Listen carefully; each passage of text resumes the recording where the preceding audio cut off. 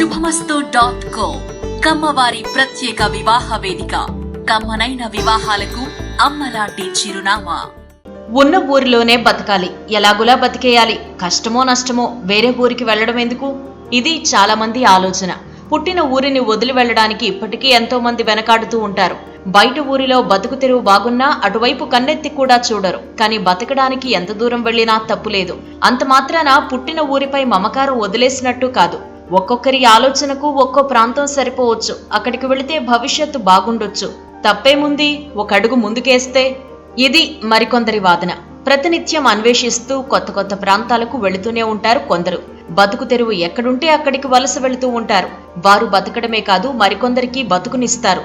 ఈ కోవలోకే వస్తారు కమ్మవారు. బతికేందుకు మంచి అవకాశం ఉంది అంటే ఎంత దూరమైనా వెళతారు. వ్యవసాయం అంటే ప్రాణమిచ్చే కమ్మవారు రాష్ట్రాలు దాటి వలస వెళ్లిన సందర్భాలు కోకొల్లలు.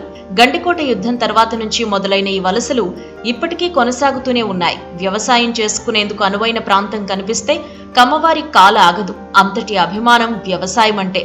ఇదంతా మేమేదో ఊరికే చెబుతోంది కాదు. సాక్షాత్తు ఏపీ డిప్యూటీ స్పీకర్ రఘురామకృష్ణరాజు గారి మనస్సులో మాట. అవును, ఆయన చాలా సందర్భాల్లో కమ్మవారి గురించి మాట్లాడారు.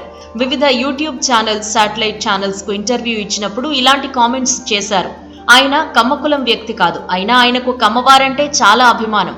ఎందుకంటే వారి కష్టపడే తత్వమే తనను ఆకర్షించింది అని చెబుతుంటారు రఘురామ. అందుకెన్నో సంఘటనలను ఉదహరిస్తారు. తాను విజయవాడ లయలా కాలేజీలో చదువుకునే రోజుల్లో ఎంతో మంది కమ్మ మిత్రులు ఉండేవారు అని, ఇప్పుడు వారిలో చాలా మంది అమెరికాలో స్థిరపడ్డారు అని ఆయన చెబుతుంటారు. అంత మాత్రాన వారంతా డబ్బున్నవారు కూడా కాదని అంటారు రఘురామ. దిగువ మధ్యతరగతి నుంచి వచ్చిన వారేనని, చాలా కష్టపడి అమెరికాకు వెళ్లారని, అక్కడిప్పుడు కోట్లు సంపాదించారు అని సంతోషంగా చెబుతూ ఉంటారు. రఘురామ చెప్పిన మాటలు నిజంగా అక్షర సత్యాలు. దానికెన్నో ఉదాహరణలు మన కళ్ల ముందే మనకు కనబడుతూ ఉంటాయి. అవేంటో ఓసారి వివరిస్తాం, మీరు చూసేయండి. కమ్మవారంటే వ్యవసాయం, వ్యవసాయం అంటే కమ్మవారు అని ఇప్పటికే మనం చాలా సార్లు చెప్పుకున్నాం. రఘురామకృష్ణరాజు గారు మాట్లాడిన మాటల్లో కూడా అంతరార్థం ఇదే.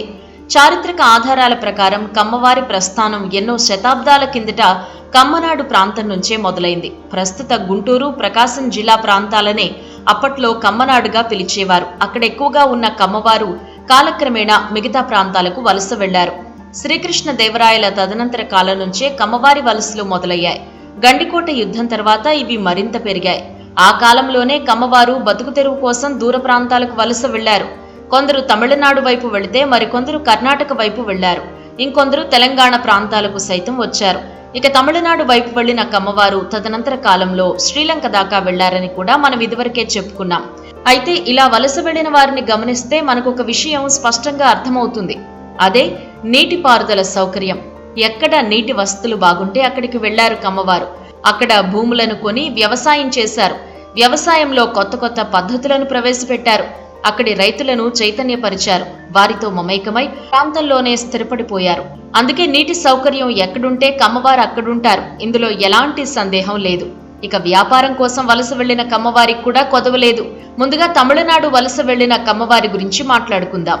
దక్షిణ తమిళనాడులోని మదురై, రామనాథపురం, తిరునల్వేలి జిల్లాల్లో కమ్మవారు ఎక్కువగా ఉంటారు. ఈ ప్రాంతంలో వైగేయి, సక్కర్ థేవన్ డ్యాంల ద్వారా సాగు భూములకు నీరు అందుతుంది. దీంతో కమ్మవారి ఇక్కడికి చేరుకుని పంటల ఇష్టం మొదలుపెట్టారు. అలా అక్కడి వారితో కలిసిపోయి తమిళ సంస్కృతి సంప్రదాయాలను పాటిస్తున్నారు. ఇక కోయంబత్తూరు, ఈరోడ్, సేలం తదితర ప్రాంతాలకు కూడా వలస వెళ్లారు కమ్మవారు. ఇక్కడ కళింగరాయన్ ప్రాజెక్టు కింద ఉన్న గ్రామాల్లో వేలాదిగా స్థిరపడ్డారు. మొదట్లో వ్యవసాయం చేసి ఇప్పుడు వ్యాపారాల్లో బాగా పేరు సంపాదించారు. వాణిజ్య పంటలను పండిస్తూ ఆర్థికంగా కూడా స్థిరపడ్డారు. ఉత్తర తమిళనాడులోని మద్రాసు, చెంగల్పట్టు, నార్త్ ఆర్కాడ్, సౌత్ ఆర్కాడ్ జిల్లాల్లో కూడా కమ్మవారి సంఖ్య బాగానే ఉంటుంది. బకింగ్హామ్ కెనాల్ పరివాహక ప్రాంతాల్లో భూములు కొనుక్కుని వ్యవసాయం చేసుకుంటూ స్థిరపడిపోయారు. ఆధునిక కాలంలో వీరిలో చాలా మంది వ్యాపార రంగాల వైపు వెళ్లిపోయారు. ఇలా తమిళనాడు వెళ్లిన వారిలో చాలా మంది నీటి సౌకర్యం ఉన్న ప్రాంతాల్లోనే స్థిరపడిపోయారు. కర్ణాటకలో కూడా భారీ సంఖ్యలో కమ్మవారు స్థిరపడిపోయారు. రాయచూర్, బళ్ళారి, కొప్పాల్, కోలార్, చిక్బళ్ళాపూర్ ప్రాంతాల్లో వీరి సంఖ్య అధికంగా ఉంది. వీరంతా శతాబ్దాల కిందే ఇక్కడికొచ్చి స్థిరపడ్డారు. ఇప్పటికీ వ్యవసాయం చేసుకుంటూ జీవనం సాగిస్తున్నారు. ఈ ప్రాంతాల్లో భూస్వాములెవరు అంటే కమ్మవారే అని వినిపిస్తుంది. ఎందుకంటే ఒక్కో కమ్మ రైతు 100 ఎకరాల్లో సాగు చేస్తున్నట్టు ఆధారాలు చెబుతున్నాయి. ఈ ప్రాంతాల్లో Tungabhadra high level canal upper Bhadra canal, Krishna water canals ద్వారా వేల ఎకరాలకు సాగునీరు అందుతోంది. ఈ ప్రాజెక్టులు ఇక్కడ నిర్మిస్తున్న సమయంలోనే కమ్మవారు వచ్చి స్థిరపడ్డట్టు చెబుతారు. ఇక వ్యాపారాల నిమిత్తం బెంగళూరు లాంటి నగరాలకు వలస వెళ్లి పెద్ద పెద్ద పారిశ్రామికవేత్తలుగా ఎంతో మంది ఎదిగారు. కర్ణాటకలోని సింధనూరు ప్రాంతంలోనైతే ఎక్కడ చూసినా తెలుగువారు, అందులోనూ కమ్మవారే కనిపిస్తారు అని చెబుతారు. అక్కడి ప్రాంతంతో అంతగా విడదీయలేని సంబంధాన్ని ఏర్పరచుకున్నారు కమ్మవారు. ఇక కేరళ రాష్ట్రానికి కూడా చాలా మంది కమ్మవారే వలసపోయారు. అక్కడ కూడా నీటి వసతులున్న ప్రాంతాల్లో స్థిరపడ్డారు.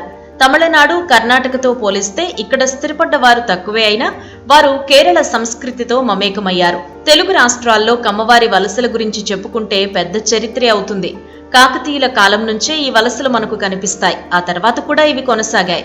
బ్రిటిష్ హయాంతో పాటు నిజాం పాలనా కాలంలో, స్వాతంత్ర్యం తర్వాత దేశవ్యాప్తంగా ఎన్నో భారీ నీటి ప్రాజెక్టులను నిర్మించారు. అందులో కొన్ని అప్పటి ఉమ్మడి ఆంధ్రప్రదేశ్, ఇప్పటి తెలంగాణలో నిర్మితమయ్యాయి. వాటి కింద వేల ఎకరాలు సాగుబడిలోకి వచ్చాయి. ఆ ప్రాజెక్టుల నిర్మాణం ప్రారంభం కాగానే ఆయా ప్రాంతాలకు భారీగా వలస వచ్చారు కమ్మవారు. అక్కడ భూములను కొని సస్యశ్యామలం చేశారు. స్థానిక రైతులతో కలిసిపోయి వ్యవసాయ విప్లవం తెచ్చారు. అందుకే ఇప్పటికీ తెలంగాణ జిల్లాల్లో కొన్ని ప్రాంతాల్లో కమ్మవారి జనాభా ఎక్కువగా కనిపిస్తుంది. నిజాం హయాంలో నిజాం సాగర్ నిర్మాణం జరిగింది. ఆ సమయంలో కమ్మవారు పెద్ద ఎత్తున నిజామాబాద్ ప్రాంతానికి వచ్చి స్థిరపడ్డారు. ప్రస్తుతం వారి భాష, యాస పూర్తిగా తెలంగాణ వారితో కలిసిపోయింది. ఇక్కడే పుట్టి పెరిగిన ఎంతో మంది కమ్మవారు రాజకీయాల్లో కూడా ఓ వెలుగు వెలిగారు. గతంలో బాన్సువాడ నుంచి ముప్పలనేని శ్రీనివాసరావు, బోధన్ నుంచి సాంబశివరావు, డిచ్పల్లి నుంచి మండవ వెంకటేశ్వరరావు ఎమ్మెల్యేలుగా సేవలందించారు. మండవ కేబినెట్ మంత్రిగా కూడా పనిచేశారు. వ్యాపార రంగంలో కూడా చాలా మందే ఉన్నారు. వీరంతా దాదాపుగా వ్యవసాయ కుటుంబాల నుంచి వచ్చిన వారే. ఇక నాగార్జున సాగర్ నిర్మాణం తర్వాత కూడా చాలా మంది కమ్మవారు నల్గొండ, ఖమ్మం జిల్లాల్లోకి వచ్చి స్థిరపడ్డారు. ఖమ్మం జిల్లాలో కాకతీయుల కాలం నుంచే కమ్మవారున్నారు అని చరిత్ర చెబుతోంది.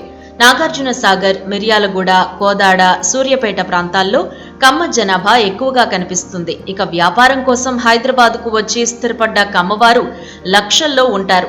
ఎక్కడ జీవనోపాధి దొరుకుతుందని భావిస్తే అక్కడికి వెళ్లేందుకు సిద్ధపడుతూనే ఉంటారు కమ్మవారు. ఎన్ని రకాల సమస్యలు ఎదురైనా ధైర్యంగా ముందడుగేస్తారు, అనుకున్నది సాధిస్తారు. ఇదే క్రమంలో అమెరికా లాంటి విదేశాలకు వెళ్లిన కమ్మవారి గురించి ప్రత్యేకంగా ఓ ఎపిసోడే చేయొచ్చు. ఎందుకంటే 1960-70 ప్రాంతంలోనే ఎంతో మంది కమ్మవారు అమెరికాకు వెళ్లారు. ఆ సమయంలోనే బాగా చదువుకుని వివిధ వృత్తుల్లో స్థిరపడేందుకు అగ్రరాజ్యం బాట పట్టారు. అప్పట్లో ఎక్కువగా డాక్టర్లు ఇక్కడి నుంచి అక్కడికి వెళ్లారు. ఏపీ డిప్యూటీ స్పీకర్ రఘురామకృష్ణరాజు చెప్పిన మాటల వెనుక చాలా అర్థమే ఉంది. ఎంతో అవగాహనతోనే ఆయన ఈ వ్యాఖ్యలు చేశారు. కష్టపడే తత్వం కమ్మవారి రక్తంలోనే ఉంది. ఇంకా కమ్మవారు ఎక్కడెక్కడికి వలస వెళ్లారు, ఏ రంగాల్లో స్థిరపడ్డారు అనే అంశాలపై వరుస కథనాలు అందిస్తుంది శుభమస్తు.com. శుభమస్తు.co కమ్మవారి ప్రత్యేక వివాహ వేదిక. కమ్మనైన వివాహాలకు అమ్మలాంటి చిరునామా.